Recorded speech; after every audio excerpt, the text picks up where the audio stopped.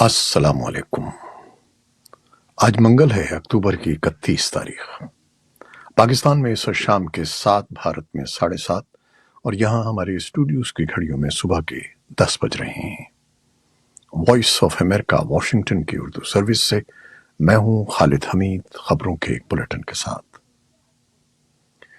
اسرائیل کا کہنا ہے کہ اس نے حماس کے ایک کمانڈر کو ہلاک کر دیا ہے، جس نے 7 اکتوبر کو جنوبی اسرائیل پر ہونے والے مہلک حملے کی منصوبہ بندی کی تھی۔ اسرائیلی ڈیفنس فورسز اور اسرائیل کی ڈومیسٹک سیکیورٹی سروس شن بیٹ نے منگل کو ایک مشترکہ بیان جاری کیا کہ انٹیلیجنس رپورٹ کے مطابق نسیم ابو عجینہ ایک فضائی حملے میں مارا گیا۔ بیان میں کہا گیا ہے کہ ابو عجینہ حماس کی شمالی بریگیڈ کی بیت لاہیہ بٹالین کا کمانڈر تھا، اور اس نے بغیر پائلٹ کے فضائی گاڑیوں اور پیرا گلائڈرز کی تیاری میں حصہ لیا تھا۔ آئی ڈی ایف نے یہ بھی کہا کہ اس کی مشترکہ فضائی اور زمینی افواج نے گزشتہ 24 گھنٹوں کے دوران تقریباً 300 اہداف کو نشانہ بنایا، جن میں ٹینک شکن میزائل اور زیر زمین راکٹ لانچنگ پوسٹوں کے ساتھ ساتھ حماس کی زیر زمین سرنگوں کے اندر موجود فوجی کمپاؤنڈ بھی شامل ہیں۔ فوج نے کہا کہ کارروائی کے دوران حماس مارے گئے۔ اسرائیلی فوج اور ٹینک مسلسل شمالی غزہ کی طرف بڑھ رہے ہیں اور غزہ میں اپنی فوجی موجودگی کو بڑھا رہے ہیں۔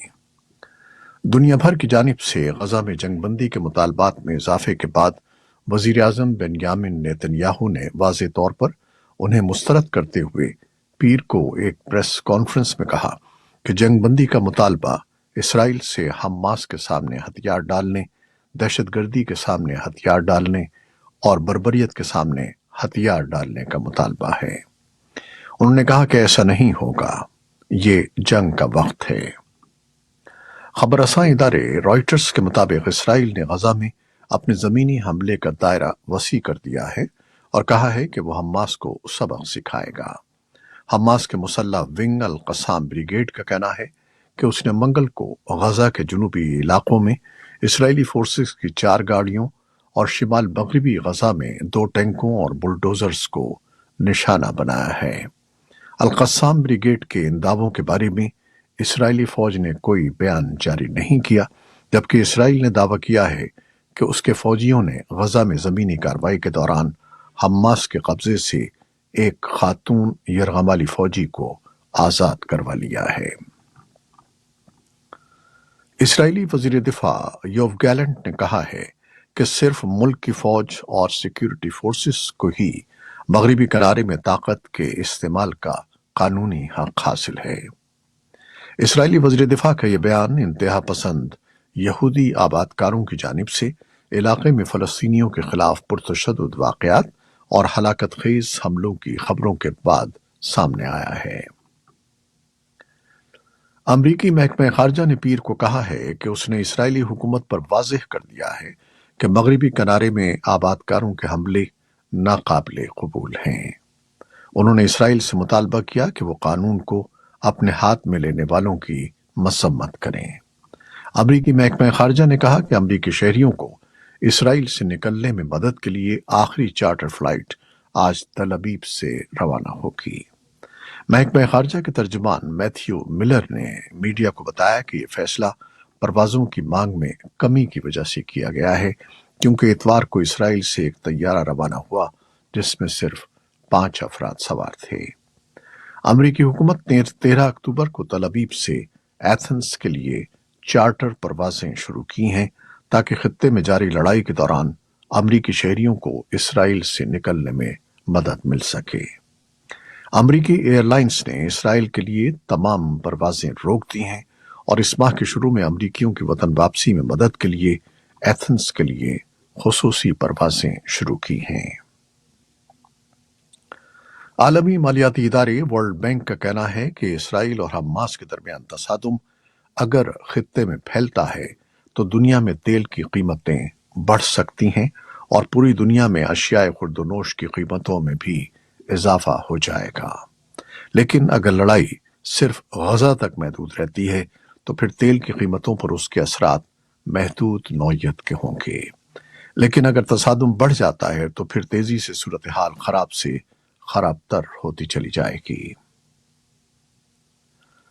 مصر کے وزیر اعظم مصطفیٰ مدبولی نے منگل کے روز کہا کہ ان کا ملک جزیرہ نما سینائی سے لاکھوں جانیں قربان کرنے کے لیے تیار ہے۔ ان کا یہ بیان اسرائیلی انٹیلیجنس کی وزارت کی جانب سے اس تجویز کے سامنے آنے کے بعد آیا ہے کہ غزہ کی پٹی کے 23 لاکھ افراد کو مصر کے اس علاقے میں منتقل کر دیا جائے۔ مصطفیٰ مدبولی نے ایک پریس کانفرنس سے خطاب کرتے ہوئے کہا کہ مصر کبھی بھی اپنے اوپر کسی فیصلے کو مسلط نہیں ہونے دے گا اور ہم علاقائی مسائل کو حل کرنے کے لیے اپنے مفادات کو قربان کرنے کی اجازت نہیں دیں گے۔ پاکستان کے لیے 3 ارب ڈالر کے اسٹینڈ بائی معاہدے کے تحت دوسری قسط کے اجرا سے قبل بین الاقوامی مالیاتی فنڈ کی ٹیم 2 نومبر کو پاکستان آ رہی ہے۔ یہ ٹیم معاشی صورتحال کو دیکھنے کے بعد پاکستان کے لیے 71 کروڑ ڈالر کی اگلی قسط جاری کرنے یا نہ کرنے پر اپنی سفارشات مرتب کرے گی۔ وزیر اعظم انوار الحق کاکڑ نے کہا کہ پاکستان نے IMF کے مقرر کردہ تمام اہداف حاصل کر لیے ہیں۔ لاہور میں میڈیا سے گفتگو کرتے ہوئے انہوں نے کہا کہ حکومت اس حوالے سے کافی مطمئن ہے اور امید ظاہر کی کہ دوسری قسط کے لیے IMF کے ساتھ ملاقاتیں کامیابی سے مکمل ہو جائیں گی۔ خیال رہے کہ نگراں حکومت سے قبل PDM کی حکومت کے دوران پاکستان کو IMF سے جاری قرض پروگرام کی آخری 2 اقساط کے لیے طویل انتظار کرنا پڑا تھا اور بالآخر وہ پروگرام نامکمل ہی رہا تھا۔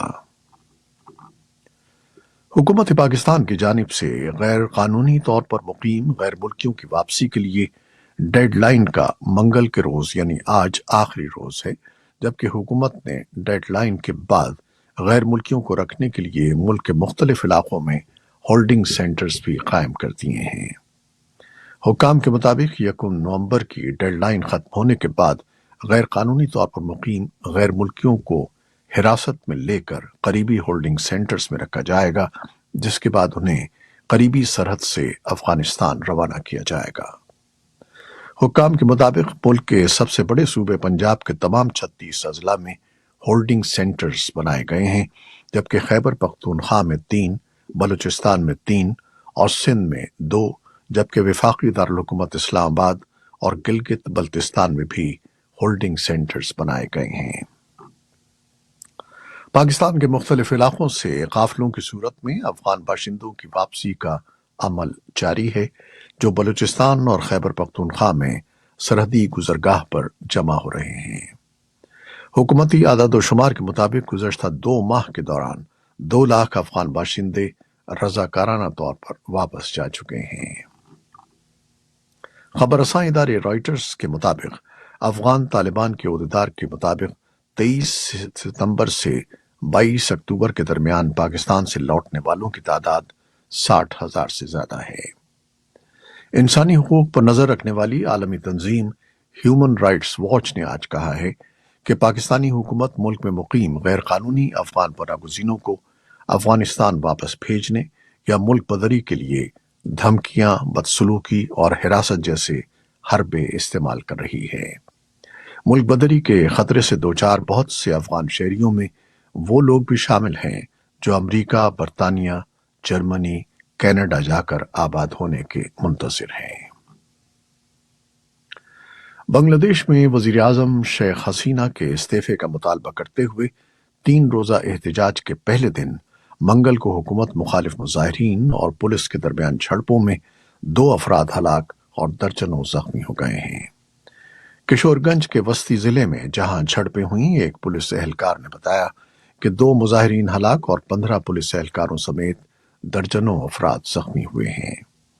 حزب اختلاف کی بنگلہ دیش نیشنلسٹ پارٹی BNP نے اتوار کو پارٹی کے حامیوں اور پولیس کے درمیان جھڑپوں کے رد عمل میں 3 دن تک سڑکیں بند کرنے کی کال دی تھی، جس میں ایک پولیس اہلکار ہلاک اور 100 سے زائد افراد زخمی ہو گئے۔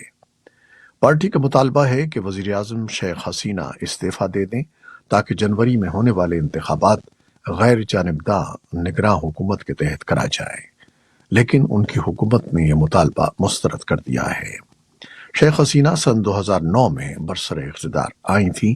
ان پر انسانی حقوق کی خلاف ورزیوں، آزادی اظہار کو کچلنے اور ناقدین کو جیل میں ڈالنے کے الزامات ہیں۔ صدر جو بائیڈن نے پیر کروس مصنوعی ذہانت کی وجہ سے لاحق خطرات کو کم کرنے کے لیے ایک ایگزیکٹو آرڈر پر دستخط کر دیے ہیں۔ حکم نامے کے مطابق ڈیفنس پروڈکشن ایکٹ کے تحت امریکی قومی سلامتی، معیشت، صحت عامہ کے علاوہ صارفین، کارکنوں، اقلیتی گروہوں کے لیے خطرہ بننے والے اے آئی سسٹمز کے ڈیولپرز کو ٹیسٹوں کے نتائج عوام کے لیے جاری کرنے سے پہلے امریکی حکومت کے ساتھ شیئر کرنے ہوں گے۔ یوکرین کا کہنا ہے کہ روس کے زیر قبضہ مشرقی قصبے وولو نواخا میں ایک ہی خاندان کے 9 افراد کو گولی مار کر ہلاک کر دیا گیا ہے۔ دونیتسک صوبے میں یوکرین کے حمایت یافتہ عہدیداروں کا کہنا ہے کہ یہ قتل اس وقت ہوا جب گھر کے مالک نے فوجی وردی میں ملبوس افراد کے ایک گروپ کی طرف سے گھر خالی کرنے کے مطالبے سے انکار کر دیا۔ ان کا کہنا ہے کہ روسی فوجی اس گھر میں رہنا چاہتے تھے۔ روسی تفتیشکاروں کا کہنا ہے کہ روس کے مشرق بعید سے تعلق رکھنے والے 2 فوجیوں کو قتل کے سلسلے میں حراست میں لے لیا گیا ہے۔ روسی افواج نے باخموت شہر کے ارد گرد ایک نئی جارحانہ مہم خاص طور پر اسٹریٹجک شہر ایودیکا کے قریب شروع کی ہے۔